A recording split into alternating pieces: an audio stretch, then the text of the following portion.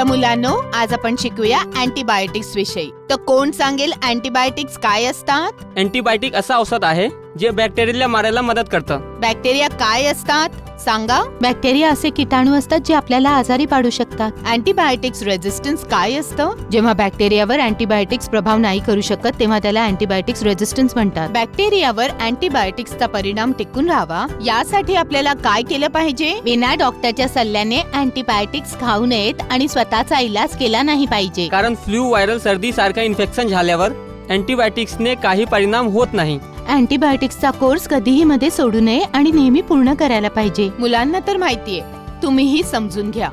Antibiotics केवळ डॉक्टरांच्या सल्ल्यानेच घ्या.